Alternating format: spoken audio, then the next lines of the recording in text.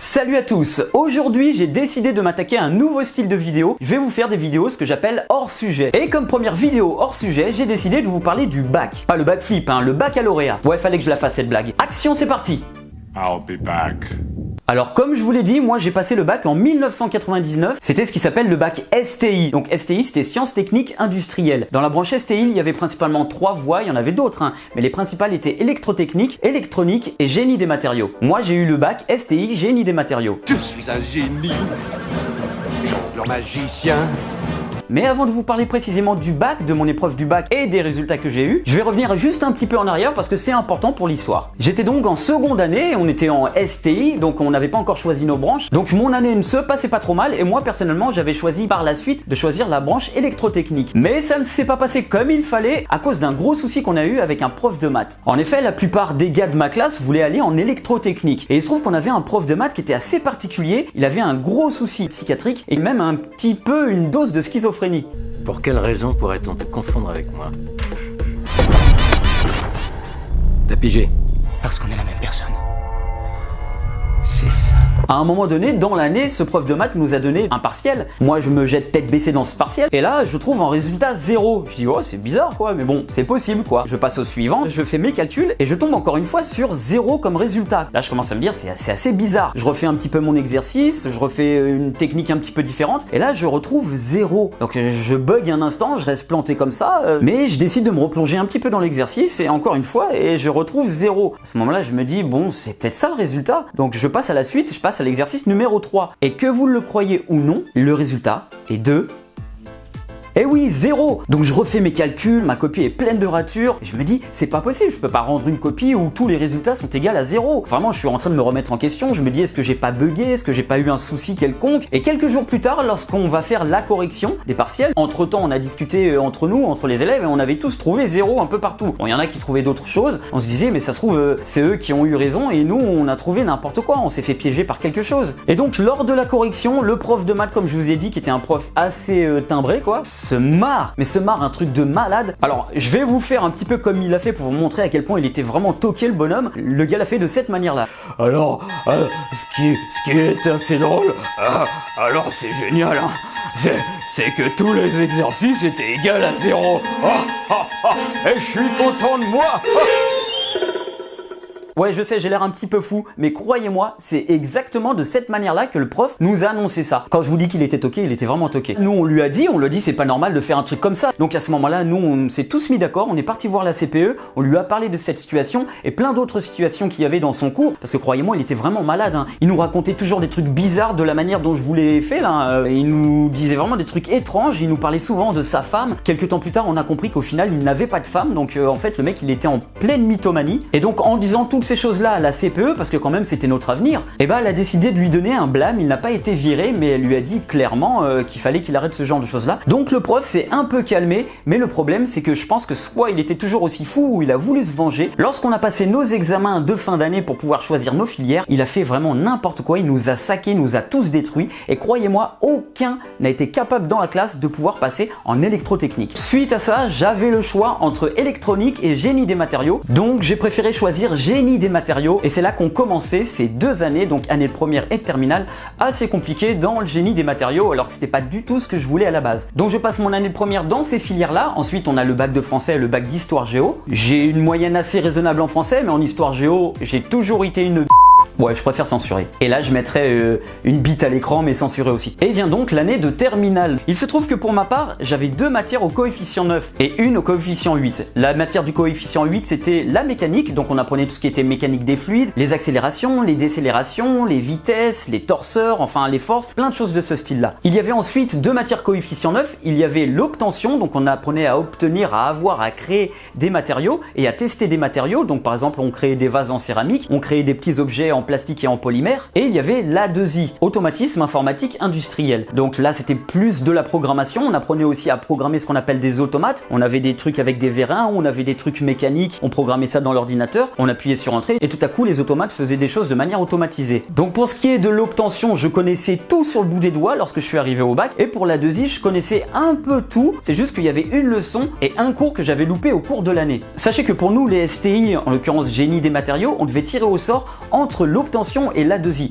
Et il se trouve que moi je suis tombé sur l'A2I. À ce moment-là, je me suis dit merde, ça commence mal, j'ai peur quoi, il y a un truc que j'ai jamais vu, bon, faudra faire quand même pour que je tombe dessus. Et bien devinez quoi, je suis tombé sur le seul cours que je n'ai jamais eu de l'année et que j'ai pas pris le temps de rattraper. C'était donc un sujet sur les vérins pneumatiques et donc moi je suis tombé sur cette leçon, sur ce cours unique que je n'avais jamais vu. On avait des calculatrices, on avait le droit de mettre nos cours, c'est dingue, hein, je l'avais loupé ce cours et je n'avais même pas pris le temps d'essayer de demander à quelqu'un de me le donner. Donc au final je l'avais pas, je l'avais jamais lu, je l'avais jamais vu, il était même pas dans ma calculette. À ce moment-là, lorsqu'on était en train de faire le sujet, j'étais vraiment en mode dépression, j'étais vraiment le visage abattu, je me disais c'est foutu. Donc je regarde autour de moi, comme ça, je vois un pote là, avec qui on était très potes dans l'année, je le vois lui, il avait un truc, un sujet que moi j'aurais aimé avoir. C'était aussi en A2I et c'était le sujet de programmation d'un ascenseur, c'est-à-dire qu'on va programmer par exemple s'il y a quelqu'un qui est dans l'ascenseur et quelqu'un qui est à l'extérieur, les deux appuient sur le bouton qui sera prioritaire. Donc je schématise, hein, mais en gros c'est ça que ça voulait dire à peu près. Et ça j'y arrivais vraiment. Et moi je suis tombé sur le seul truc que je n'ai jamais vu. Je suis resté plus d'1 heure sur le sujet comme ça, à m'arracher les cheveux, à être en déprime totale en me disant c'est foutu, qu'est-ce que je vais faire de ma vie, je suis perdu, c'est la merde, coefficient 9, je suis foutu. Et là je me suis dit calme-toi, de toute façon t'es là, tu vas pas faire ça, je rends ma copie, je fais rien du tout. Je me suis dit tu vas improviser. Il y avait plein de symboles, des symboles vraiment bizarres quoi. Et je ne savais pas du tout qu'est-ce qu'ils voulaient dire. Et à ce moment-là je me suis dit on va essayer de réfléchir, essaye de te mettre à la place de ceux qui ont inventé les symboles. Et c'est là que je suis parti sur cette base là, en utilisant uniquement mes connaissances personnelles et en utilisant mon intelligence plutôt que ma culture. J'espère que vous connaissez la différence entre les deux, hein. Et là je suis sur ma copie, j'essaie de me dire logiquement s'il se passerait ci, il se passerait ça, si on faisait ça.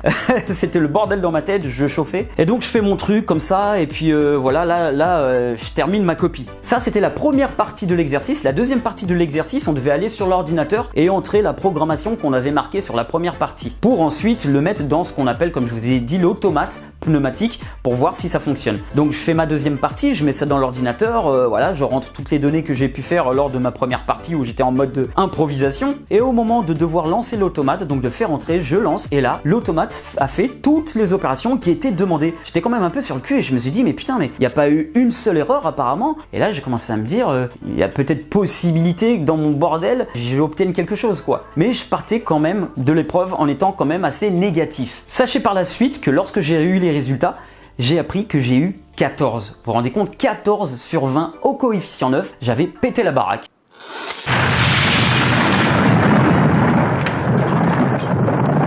Par la suite, je vais passer l'autre épreuve, coefficient 8, donc c'était la mécanique, la méca qu'on appelait. Donc la première partie se passe plus ou moins bien, et là on doit passer sur la deuxième partie, la partie où on doit modéliser une souris informatique avec un logiciel 3D. Donc je vais sur l'ordinateur, je commence à faire mes modélisations, et j'allais assez vite.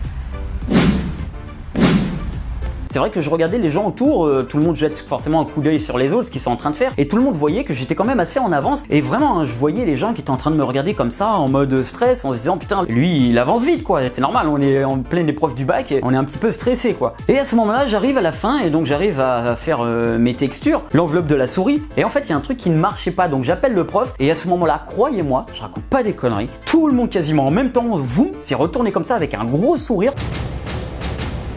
Je les ai tous vus, ils étaient en mode trop contents en se disant mais le mec ça se trouve il s'est planté, c'est génial. Et donc le prof arrive, il voit qu'au final il n'y a pas la texture et là il me dit mais ouais en fait c'est un problème, c'est un bug du logiciel. Donc il m'a dit pas de souci, ne vous en faites pas, ça ce sera pris en compte, continuez. Et là j'étais content, j'étais en train de me dire putain c'est pas moi qui ai merdé, c'est le logiciel qui avait un bug. À ce moment-là tout le monde qui avait le sourire qui était en train de se dire ouais le mec en fait il s'est peut-être planté, se sont mis d'un coup à faire la tronche et ils sont retournés sur leur copie où je les voyais, ils étaient en train de stresser, de se presser. Moi j'étais déjà sur l'ordinateur à avoir finalisé ma modélisation, ils étaient encore sur les copies. Donc ça c'est la petite anecdote positive qui m'a bien fait rire sur le moment quand on voit la concurrence qu'il peut y avoir entre participants au bac, alors qu'on était tous potes pendant l'année quoi. Bien plus tard après les résultats du bac, donc j'ai appris que dans ce coefficient 8, en total j'avais eu 12. Donc encore une fois vous comprenez que coefficient 9, 14 et coefficient 8, j'ai eu 12, et bien c'était quand même pas mal gagné, mais ça je ne le savais pas encore. Donc même si j'avais réussi à m'en sortir plus ou moins dans ces deux matières là, j'étais vraiment un petit peu perdu, je savais pas trop,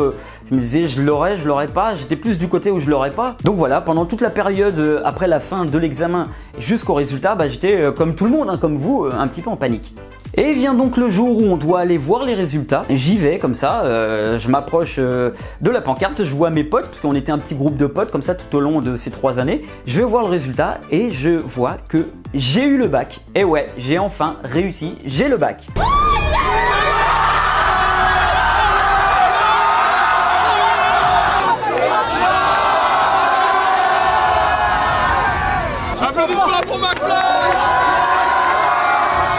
Ouais, merci. Le problème, c'est que j'avais 2 potes principaux qui m'ont dit qu'ils n'avaient pas eu leur bac. J'étais assez mal. Quand ils m'ont demandé, et toi, ça va? Je leur ai dit, ouais, ça va, je l'ai eu. Mais sans plus, quoi. J'ai pas fait, ouais, j'ai pas été content, j'ai pas explosé, quoi. De toute façon, je suis pas trop comme ça non plus, hein. Quand j'ai un truc que je réussis, je dis, ouais, c'est cool. Mais je suis pas en mode, ouais, je l'ai eu! Donc voilà, quoi. Bon, et encore moins si eux, ils me le demandent alors que je sais qu'ils l'ont loupé. Donc les pauvres, eux, devaient retaper leur année, et moi, c'est good. J'avais le bac, j'avais enfin clôturé cette partie de ma vie, cette partie-là de notre vie, où on va enfin quitter le lycée et on va pouvoir aller dans les filières qui vont être notre avenir. Par la suite, je suis allé dans un truc totalement différent qui n'avait rien à voir, donc je suis passé de STI génie matériaux à une section donc fac cinéma. Donc voilà, j'ai fait un cursus audiovisuel. C'est ce que j'ai toujours voulu faire, et une fois que j'étais à la fac, j'ai appris qu'il y avait des lycées audiovisuels et où on passait un bac audiovisuel. J'étais un petit peu vénère, je me dis putain, j'ai passé 3 ans dans une filière STI génie matériaux où j'allais terminer peut-être dans une usine, où je me suis pas fait chier, j'ai quand même appris des choses, mais où j'y suis allé presque pour rien, parce qu'aujourd'hui j'utilise pas trop tout ce que j'ai fait, hein. Je m'amuse pas à fabriquer des vases.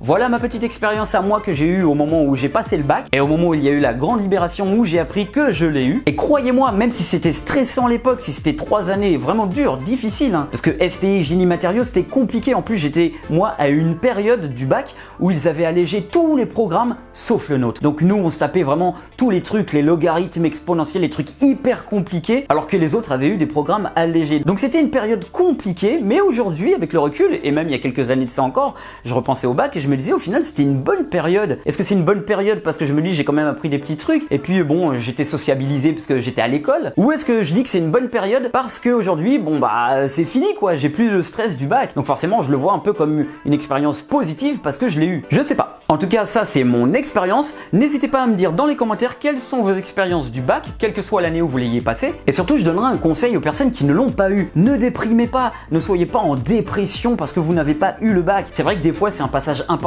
et nécessaire, mais croyez-moi, aujourd'hui il y a beaucoup de filières, il y a beaucoup de métiers, il y a beaucoup de choses qu'on peut faire dans la vie où on n'a pas le bac. Et surtout même si vous l'avez pas, c'est pas grave, il y a vraiment 1000 choses à faire autres qui dépendent pas du bac, donc vous inquiétez pas, réfléchissez à ça. Ce n'est pas pour dire que le bac c'est pas important, arrêter l'école, et non du tout, c'est hyper bien de l'avoir, on a une sécurité en plus. Dans tous les métiers que j'ai pu faire, dans toutes mes carrières, on ne m'a jamais demandé mon bac, on ne m'a jamais demandé si j'étais bac plus ci, bac plus ça. Sachez que je suis bac plus 3 en école de cinéma audiovisuel, mais on ne m'a jamais demandé si j'ai eu mon brevet, si j'ai eu mon bac, quel était mon dernier diplôme. On m'a rien demandé. Le seul truc qu'on a pu me demander, c'était mon diplôme d'éducateur sportif, c'est tout. Donc là oui, c'était bien que j'ai un diplôme parce que ça m'a ouvert quelques portes, mais croyez-moi en même temps, il y a certaines autres personnes, même mairie de Paris, qui n'avaient vraiment pas besoin de mon diplôme d'éducateur sportif. Donc vous voyez, même là, c'est pas quelque chose de nécessaire, même si c'est important de le passer quand même pour avoir les connaissances. Bon, et bien j'espère que ce style de vidéo vous a plu. Dites-le moi encore dans les commentaires si ça vous intéresse ce genre de vidéo hors sujet, et j'en ferai de temps en temps. Partagez encore avec moi vos expériences que vous avez eues lors du bac, et si vous l'avez eu, vous pouvez me dire aussi si vous, comme moi, vous êtes tombé sur un sujet que vous n'aviez jamais vu, mais que vous avez peut-être réussi ou loupé. Mettez un pouce en l'air, partagez la vidéo, abonnez-vous si ce n'est déjà fait, et sur ce, je vous dis à bientôt les amis.